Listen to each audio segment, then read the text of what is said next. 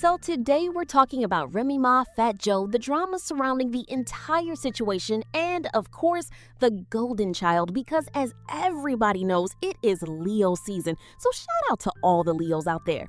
Fat Joe recently celebrated his birthday in a major way, and whether his actual birthday had already passed or was still approaching, the celebration itself was absolutely huge. This was not some small private gathering either, because the guest list looked like a complete who's who of hip-hop, sports, music, and black entertainment. Allen Iverson was there, Force MD made an appearance, Keith Sweat pulled up, Young Miami was in the building, Pistol Pete was there, Drink Champs was represented, DJ Khaled showed up, Tiana Taylor attended, Mary J. Blige was there, Remy Ma came through, and Fat Joe's wife and daughter were also part of the celebration. It was a completely star-studded event, and when Fat Joe throws a party, it seems like some of the biggest names in entertainment always find their way into the room. You had major figures from hip-hop, celebrity culture, music, sports, and entertainment all gathered together, including Jalen Brunson from the New York Knicks. Basically, stars from every direction came out to celebrate Fat Joe, and you could really feel how big the occasion was. But what caught my attention even more were some of the social media posts that appeared afterward, because once you start looking closely, there seems to be more to this story than just a birthday celebration. Remy Ma shared an Instagram post celebrating Fat Joe and wishing her longtime friend and collaborator a happy birthday. In her message, she called him her brother and placed particular emphasis on the word my, along with a devil emoji. She followed that by saying how much she loves him and making it clear that according to her, he already knows what time it is because it has always been her and Joe. She also joked about being 19 years old in the first two pictures, added some playful commentary about CRK being one of the flyest in the game, and basically told anyone who disagreed to take their argument elsewhere. Now, this is where things become even more interesting, because the post reportedly included an 11 or 12 picture carousel, and anyone who has followed Remy Ma and Fat Joe for years already knows that their relationship has always appeared incredibly close, both professionally and personally. And honestly, it's refreshing to see a friendship survive in an industry where relationships can become complicated so quickly, especially when business, fame, money, ego, and personal drama can destroy connections that people once believed would last forever.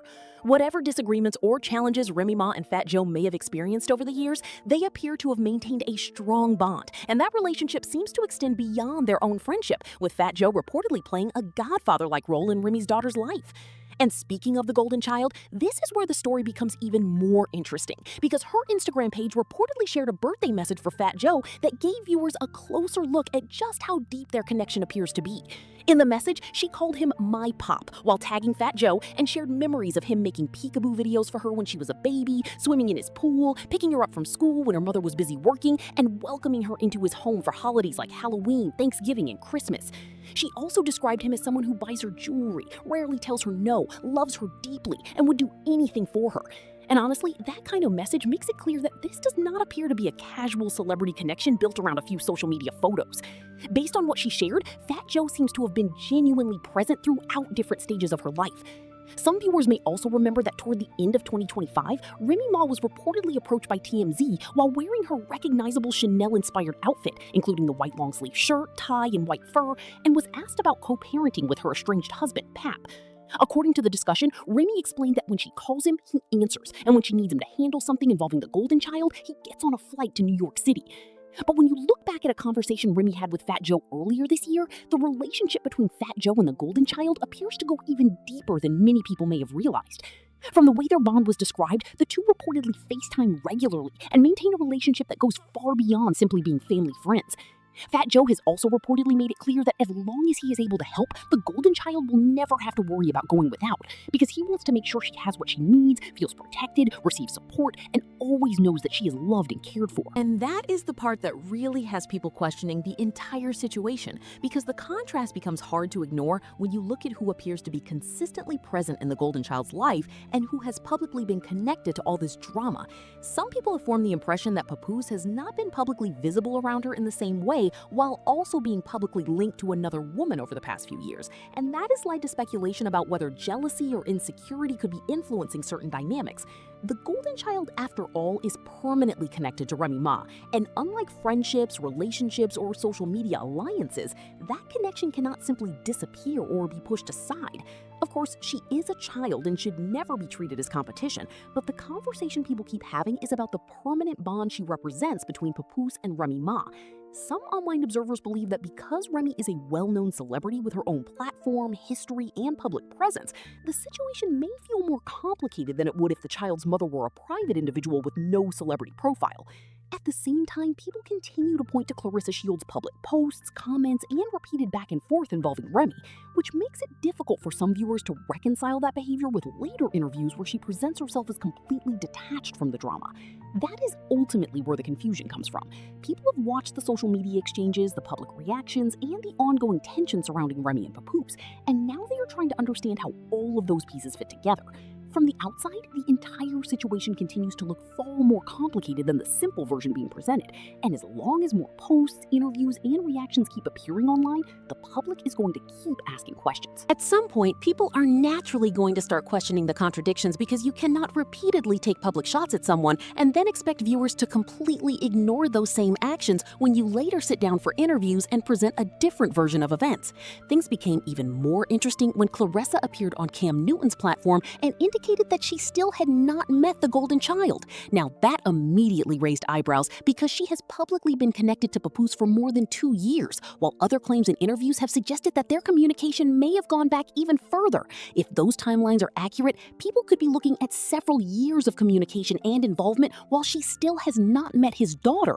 That is where the situation starts becoming difficult for people to understand, especially when there are also public conversations about building a future, having another child, and referring to Papoose as a husband or hubby, while the legal situation surrounding his marriage to Remy Ma remains unresolved. Naturally, this has led some people to question what is really driving the desire to expand the family. Is it simply about wanting to become a mother and build a family, or are people seeing a much deeper emotional dynamic playing out in public? Some critics have even questioned whether having a child could be viewed as a way to strengthen a relationship or change the existing family dynamic, but bringing another child into an already complicated situation would not automatically solve the problems that are already there. From the outside, there are also questions about Papoose's relationships with his children and the wider family dynamics, although none of us can fully know what happened behind closed doors or how close those relationships have been throughout the years. What has been publicly discussed, however, suggests that there have been family tensions and relationships that needed repair. So if complications already existed within the family, people are understandably asking why anyone would assume that adding another child would suddenly make everything easier. And that is really the bigger question. If someone is watching a relationship filled with public disputes, unresolved legal issues, conflicting claims, ongoing drama, what makes them believe their own situation will automatically turn out differently?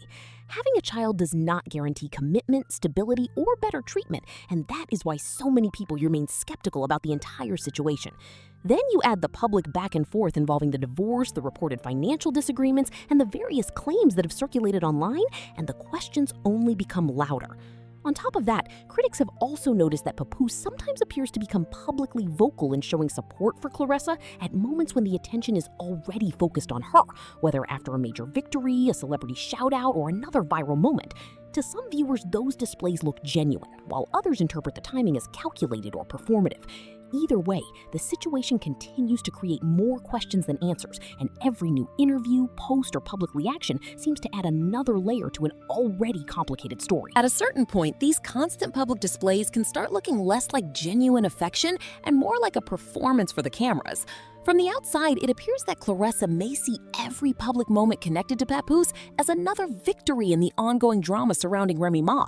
But the longer the situation continues, the more some viewers may begin questioning whether these repeated displays are actually helping her image. And honestly, I do not think the bigger picture is being fully considered. There have been repeated public conversations about the possibility of Clarissa and Papoose having a child together, but critics keep asking an obvious question. What does the situation with the youngest child Papoose already has tell us about what another child could experience?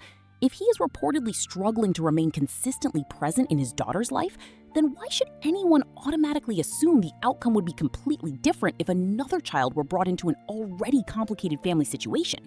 Critics worry there could always be another excuse, another obligation, another business matter, or another reason explaining why he cannot be present when responsibility calls. And that brings up another question people keep asking.